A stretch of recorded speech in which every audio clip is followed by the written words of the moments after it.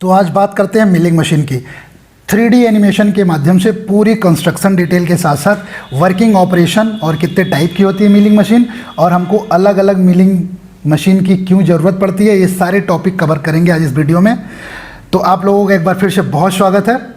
एकदम इंटरेस्टिंग तरीके से इस वीडियो के माध्यम से मिलिंग मशीन के बारे में बताने जा रहा हूँ, जो आपके दिमाग में बिल्कुल ऐसे बैठ जाएगा कि कोई भी प्रॉब्लम एग्जाम में आएगी तो आपसे छूटेगी नहीं। और हाँ, आगे बढ़ने से पहले वीडियो का नोटिफिकेशन आपको मिलता रहे और हमको मोटिवेशन मिलता रहे, इसके लिए चैनल को सब्सक्राइब जरूर कर दें। Let's start the milling machine.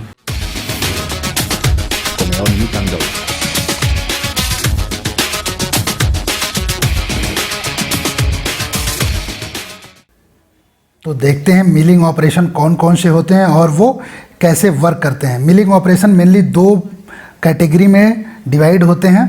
पहला होता है हमारा हॉरिजॉन्टल मिलिंग, इसमें भी दो तरीके की होती है।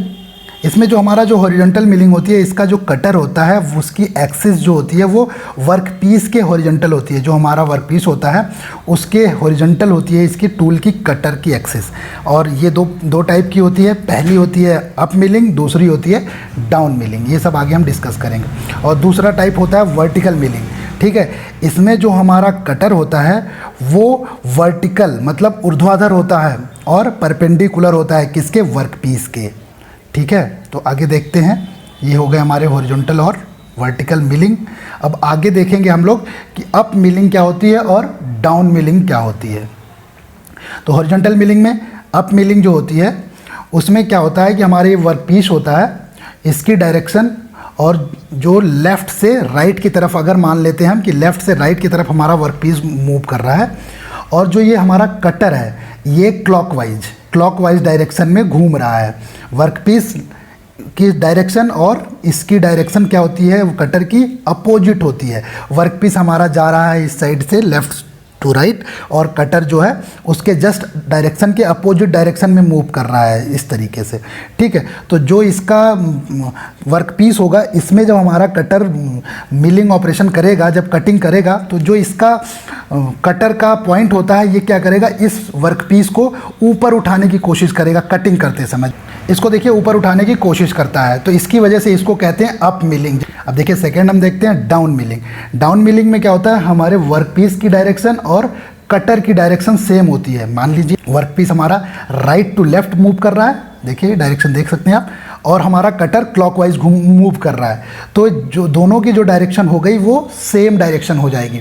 और जब हमारा कटर मूव करेगा, घूमेगा, रोटेट करेगा और जब वर्कपीस उसके नीचे आएगी तो जो इसका डायरेक्शन क्लॉकवाइज होने की वजह से जो इसका कटिंग पॉइंट होता है ये इसको क्या करेगा, नीचे की तरफ दबाने की कोशिश करेगा। कटिंग करते समय ये घूमेगा जब क्लॉकवाइज तो इस वर्कपीस के ऊपर जाएगा तो नीचे की तरफ दबाएगा, जिसकी वजह से इसको क्या कहते हैं, डाउन मिलिंग कहते हैं, क्योंकि इसको नीचे की तरफ प्रेस करता है। लेकिन जब हमारा अप मिलिंग ऑपरेशन होता है उसमें क्लैंपिंग बहुत तगड़ी होनी चाहिए। अब देखिए वर्टिकल मिलिंग दूसरा जो टाइप था वर्टिकल मिलिंग है। इसमें क्या होता है, जो हमारा कटर होता है और वर्कपीस के मोशन की डायरेक्शन के सेम डायरेक्शन में इसका जो ये आर्बर होता है जिस पे हमारा टूल कटर होल्ड होता है वो क्या होता है, वर्टिकली डायरेक्शन में होता है। वर्कपीस के जो एक्सिस होती है उसके वर्टिकल डायरेक्शन में होता है।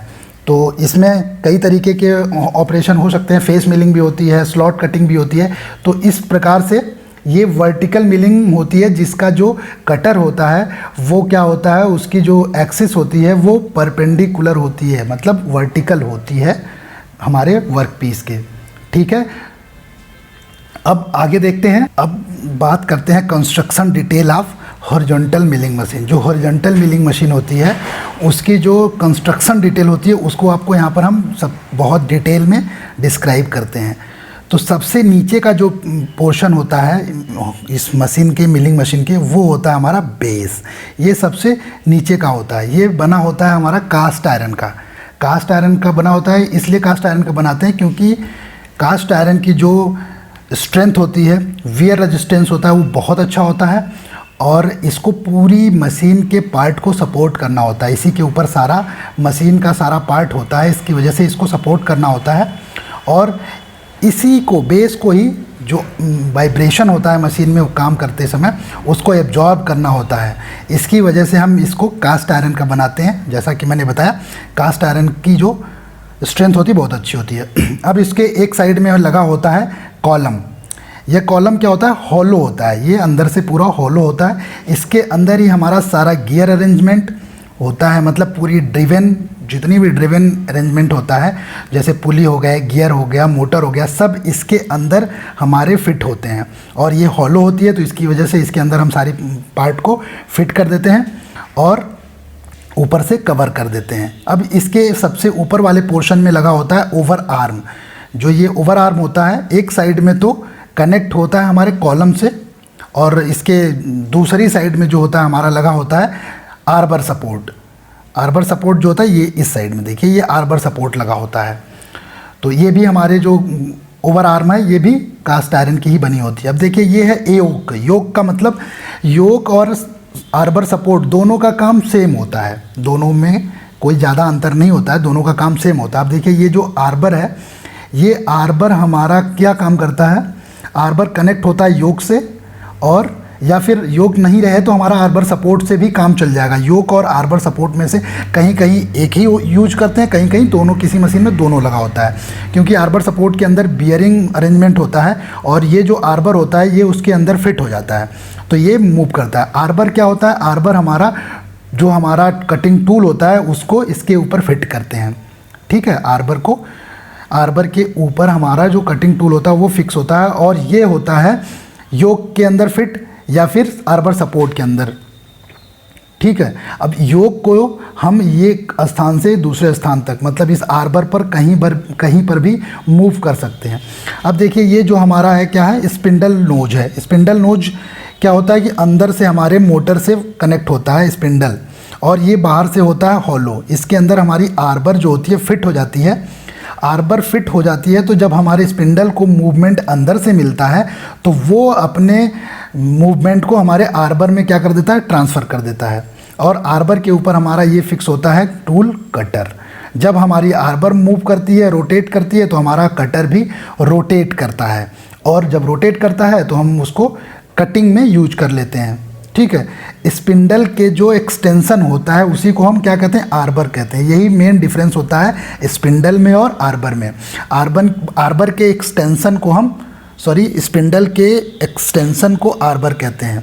ठीक है, ये अंदर से कनेक्ट होता है और इससे कनेक्ट होता है हमारा आर्बर। आर्बर को फिर हम इस साइड में कनेक्ट कर देते हैं, या तो योक से या फिर आर्बर सपोर्ट से। अब ये होता है हमारी जो वर्कपीस होती है उसके पर उसके हॉरिजॉन्टल होता है हमारा आर्बर, और इसके ऊपर ये देखिए टूल कटर लगा हुआ है। ये क्या करता है, मूव करता है, तो हमारी कटिंग ऑपरेशन कंप्लीट होता है।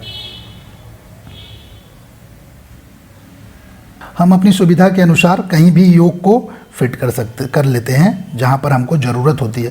अब ये हमारा गाइड वेज। गाइड वेज का काम क्या होता है, इसके ऊपर हमारा लगा होता है नी। ये नी, टेबल, सैडल जो भी होते हैं उसको क्या करता है, ये वर्टिकल डायरेक्शन में मूवमेंट के लिए सपोर्ट करता है। इसी पे हमारा नी होता है, अभी आगे दिखाते हैं। नी होता है, ये हमारा स्क्रू जैक होता है। स्क्रू, इसके ऊपर थ्रेड कटे होते हैं, ये स्क्रू जैक होता है, और इसी के ऊपर हमारा होता है नी, और ये है नी। अब नी, इसको नी क्यों कहते हैं, क्योंकि ये नी घुटने के आकार का होता है, जिसकी वजह से हम इसको नी कह देते हैं। और इसके ऊपर एक व्हील लगी होती है, इस व्हील की सपोर्ट से, मदद से हम इसको, इस नी को ऊपर और नीचे वर्टिकली हम इसका मूवमेंट करा सकते हैं जहाँ पर हमको ज़रूरत होती है, इसी व्हील की हेल्प से। अब इसके ऊपर आ जाता है, नी के जस्ट ऊपर रहता है हमारा सैडल। इस व्हील को हम क्या कहते हैं, वर्टिकल ट्रावर्स हैंडल, क्योंकि ये वर्टिकली डायरेक्शन देने के लिए यूज होता है इस स्क्रू जैक के ऊपर, किसको, नी को। और नी के ऊपर हमारे और भी अरेंजमेंट होते हैं। उसके साथ साथ ये देखिए, नी के ऊपर हमारा क्या है, ये सैडल है। सैडल होता है, सैडल का जो मूवमेंट होता है वो लेफ़्ट और राइट होता है। नी का ऊपर नीचे होता है और सैडल का लेफ़्ट और राइट। देख सकते हैं जो ये एरो का डायरेक्शन आप देखिए, नी ऊपर नीचे जाता है, सैडल लेफ़्ट राइट। अब सैडल के जस्ट ऊपर हमारा लगा होता है टेबल। टेबल के ऊपर ही हमारा अरेंजमेंट होता है क्या, मशीन का। ये मशीन वाइस का, मशीन वाइस इसके ऊपर फिक्स होती है। अब देखिए जो टेबल के ऊपर ये आपके सामने एक व्हील दिख रहा है, ये टेबल को मूवमेंट देता है। नी तो हमारा ऊपर नीचे, सैडल लेफ्ट राइट, और टेबल जो होता है वो क्रॉस डायरेक्शन में, क्रॉस अंदर और बाहर। अभी तो जो टेबल का मूवमेंट होता है वो अंदर और बाहर होता है। और इसके ऊपर ये मशीन वाइज लगी है, इसके अंदर हमारा फिक्स होता है क्या, वर्क पीस। तो इसकी जो डायरेक्शन होती है टेबल की, टेबल अंदर बाहर जाता है, इसके ऊपर फिक्स होता है हमारा क्या, मशीन वाइज। मशीन वाइज का जो एक ये वाला पोर्शन होता है अंदर वाला, ये होता है फिक्स, और ये जो बाहर वाला पोर्शन होता है ये मूवेबल होता है।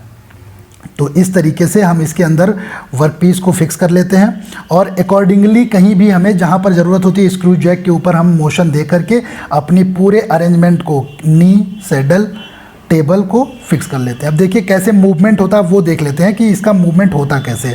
ये थ्रेडेड स्क्रू जैक होता है, इसके ऊपर हम व्हील की हेल्प से नी को पूरा ऊपर नीचे कहीं पर भी एडजस्ट कर सकते हैं। नी हमारा डायरेक्शन, नी का जो होता है मूवमेंट का ऊपर नीचे होता है। अभी दिखाते हैं आपको, देखिए इस तरीके से होता है हमारे नी का, और वो नी के ऊपर सब कुछ है तो सब कुछ ऊपर नीचे जा सकता है। अब सैडल का मूवमेंट आपको दिखाते हैं। सैडल का जो मूवमेंट होता है वो लेफ़्ट और राइट होता है, लेफ़्ट और राइट। तो जब सैडल को मूव करते हैं तो पूरा टेबल वर्क पीस भी हमारा कहीं पर भी मूव कर सकते हैं, हम उसको जहाँ पर हमें ज़रूरत होती है वहाँ पर रोक लेते हैं। अब टेबल जो हमारा है अंदर और बाहर की तरफ क्रॉस, टेबल जो होती है वो सैडल के क्रॉस परपेंडिकुलर उसका मूवमेंट होता है, ठीक है। जब वो क्रॉस मूवमेंट होता है तो उसके साथ हमारा वर्क पीस भी मूव करता है, और हमको जहाँ पर ज़रूरत होती है वहाँ पर फिक्स कर लेते हैं।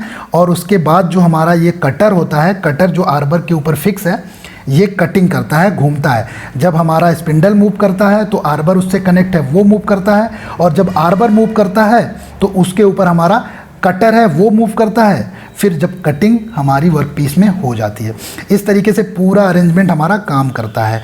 आपको पूरा कायदे से समझ में आ रहा होगा, उम्मीद कर रहे हैं कि आपको सारी चीज़ें एकदम पॉइंट वाइज समझ में आ रही होंगी। जहाँ पर कोई दिक्कत हो आप वीडियो को पॉज करके कायदे से देख लीजिए, ठीक है।